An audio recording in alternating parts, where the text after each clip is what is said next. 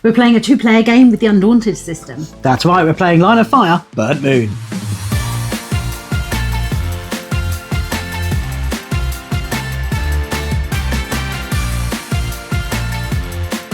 Welcome to BoxedMeeples, I'm Julian and this is Libby, and that's right, we have been playing Line of Fire, Burnt Moon, which is set in the Undaunted Calisto universe.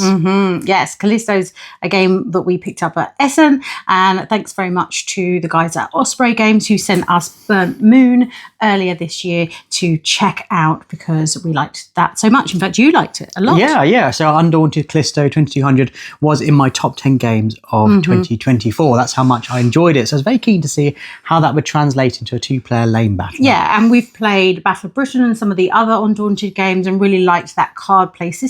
So excited to check it out. So maybe it's time to board.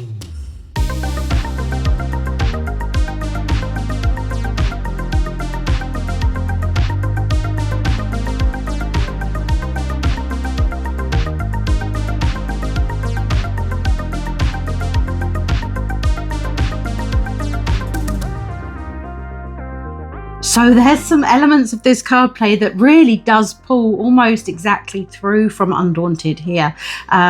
You've got that pool of cards where you're trying to pull into your deck all these different cards that you have there. And of course, you've got that excellent initiative. So out of the cards that you do have for that turn, you are going to have to kind of burn one to try to be first player, and first player is kind of a very big important deal. in this, Yeah, it's a big deal. And there's going to be some cards that you don't want in your hand. They're going to be clogging things up, and of course your opponent's going to be able to dispatch some of the cards from your hand, and once they have run out, that's all you're going to get. This is a lane battler, so you've got various different areas that you each have, and the way they're put out is slightly different. So the same lane might be a slightly different power for each player. And you want to be able to dominate those areas to get up to the 8 points to win, or you can take out all of their moss units and you can win that way as well. Yeah, I'd say it's sort of 70% Undaunted Calisto engine. I mean, I still really like the way that when you are attacked, you, first of all, if you have the cards in your hand that's being attacked, that goes. And if you don't, it's what's going to be drawn. And if you haven't picked up the card from there, it's what's in your available area to pick up. And then if all of those options have been exhausted, it is what's on the board. So that carries straight over from the kind of board game version into that. And you do see the echoes of it as you are playing, but I think there's kind of 30% of it that changes with this kind of lane battling system. Yeah, and I think the lane battle probably lends itself more towards your style of gameplay than mine. And I particularly in a couple of our games where you took something that I'd been waiting for turns out of my hand, I can get a little frustrated at times. But I mean, that's probably poor gameplay and poor planning on my behalf. Yeah, we have. You're right, but I do enjoy these kind of games more than you do. I think if I appreciate the small, compact, and it's managing to bring an Undaunted system or Undaunted game in a short time scale and a small table actually as well. In some ways, this feels like you see on BGG, you see kind of fan-made projects that are travel versions or quicker versions, express versions of that. In some ways, it feels a bit like that because it does obviously echo that Calisto universe, and it's great they are expanding that. I mean, the card art itself looks lovely. It's very much in that spirit of that larger game, although I would prefer the cards for the same kind of machines, the mechs you're putting out, to be the same, because every card has different art, which means you then spend longer trying to work out what do I get, what is on my hand that I can play out. I would have preferred them just to be all look the same. Yeah, I do really appreciate the different art, but I found myself not looking at it as much. I was looking at the writing more to see, is this an A unit, a B unit? Is this a moss? Is it a something other unit? So you didn't end up appreciating it as much as you could if the art was to tell you what it was more, I think. Yeah. But Yeah, I mean, on the whole, though, it looks lovely, and it is vibrant and kind of less so than other radical lane battlers that you do get, but it is in that spirit of that universe. Yeah. However, what I really liked in Undaunted seems to have been lost a little bit in this kind of lane battling translation, because in that the two factions play incredibly differently, whereas in this everyone has the same cards. Obviously they're called different things, they've got different art on them, but you are playing with the same deck of cards. Yeah, and you might want to fight over slightly different areas because of where your points are for those different lanes, but other than that, mainly you can do the same things. Yeah, and those distribution, that's how you get the variety in each of the games, is where the areas are that are going to score different points, where they start off, and also where you place your starting card. That's where you get the variety in the game. However, that does also kind of affect the game slightly as well, because you can have a situation where your 1 value areas are is where your opponent's 3 value areas are. So they're going to put in a lot more kind of attempts to get scoring that, to control that area, whereas for you it's not really an incentive to get that. You want to go for your 3s, which does mean the gameplay length can really vary. Yeah, you can have games where someone can quickly get out enough to control areas, and there's not a lot you can do to kind of slow that progression down, because the big difference here is when you do an attack, there's no way of stopping it, and there's no way that it's not going to be successful. You can see before you even do the attack, okay, my attack is going to be stronger than your defense, so it's worth me doing it. There's no dice rolling. There's no chance that it's not going to pay off.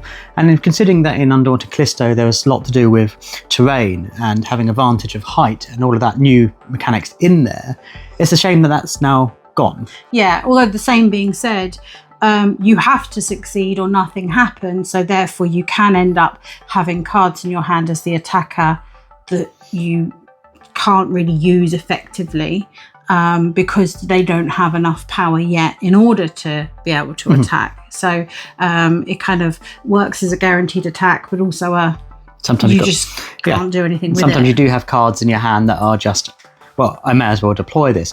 There is a nice balance though between occupation of the board and how much you keep in hand, because to activate your mechs as they are out in the lanes, you have to play a matching card.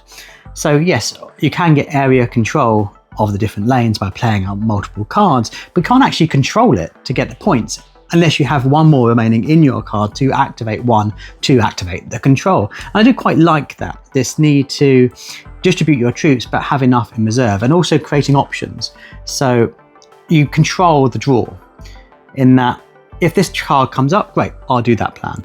If this card comes up, I'll do that plan. Yeah, I mean, in one of our games, you did have a lot of your Moss A's all in one line, and so I was determined to keep on attacking the Moss A's as much as I possibly could, knowing that you would end up in a situation where there were no more in your deck to pull in and no more in your cycling deck to be able to play and activate, and then you can't, that becomes almost like a dead lane for you. I mean, you had control of it, but I was more able to then steal that back off of you, because I knew that you wouldn't have a card to be able to use those without having withdrawn them and then done something else with them, which is a little bit more elongated. Yeah, it's such a lost term when you have to take back cards you've laid back into your hand and activate other cards that are in there. But that is all kind of part of the mechanics of it all. Balancing your cards, working out that card economy, where it's best to distribute, how much you need to keep in hand. Because again, having too much in hand means you then have more to draw from. You're less likely to get the cards you just bought from the kind of market. They go into your discard, but if your discard's plentiful, they're less likely to come into your hand in future turns. So it is a kind of delicate balancing act, and I think that's kind of where the appeal can be. Yeah, and another delicate balancing act is that interference. So at the beginning of the game, you're going to start with a little bit of interference. As you start placing some of those cards down, they're going to gain you more interference. But of course, during the course of the game, you're going to be playing more and more of those cards that you've pulled up. And then all of a sudden you feel like, I just have a hand full of interference. I drew 4 and it's like, okay, I can't do anything this turn, but at least they're not in my draw pile anymore. Yeah, I mean, there are ways to mitigate that a little bit, but there are times when you don't feel that is necessarily as worthwhile, but when you really want to pack a punch that at the end of the game, they can draw you back a little bit. Yeah, it's tricky because something to manage. You do want to occupy stuff, but then going to new areas, unless you've got a certain ship you use, means more interference. We've seen that in the the bigger board games. That's a kind of key part of it. So it's nice to see that brought over to this kind of lane battler. I think it's an interesting experiment. I have enjoyed the Undaunted series for quite a long time. So it's nice to see those mechanics that are tried and tested moved into a new kind of theatre of combat. Yeah, it does play very, very quickly, but it can also take up sort of 30-40 minutes if you're in this kind of war of attrition that goes on. It kind of largely depends on the luck of the draw in many cases, because there are different tactical approaches you can play, but largely you're going to be approaching it in a very similar way. It's nice it is a focus on tactics though, and I do feel like win or lose, you do go, okay, that's because I risked it there. I should have been more prepared for that eventuality. Unlike other kind of similar games where it sometimes just feels like, well, that was fun. I got no idea how I could have dealt with that chaos, but I enjoyed the chaos. This is much more controlled. This is much more disciplined, more focus on those tactics that you do get coming over from the large Undaunted. Yeah, I think if you are a fan of Undaunted and you like something that's a little bit quickier, snappy, a bit of a filler version to just sort of kind of whet that need to play it when you haven't been able to table it as much as you might like, then this is probably a game to check out. Yeah, but for us, I think there's other lane battling type games that we do enjoy more, but I do love this universe. I do love the I would Callisto. prefer to play Callisto. Yes. If given the choice between the two, but if you've got that Undaunted itch, then this does scratch it. Yeah. But what do you think about Burnt Moon? Have you heard about it? Have you played it? What are your experiences playing Undaunted Callisto? Do let us know in the comments down below. We'd love to hear all about it.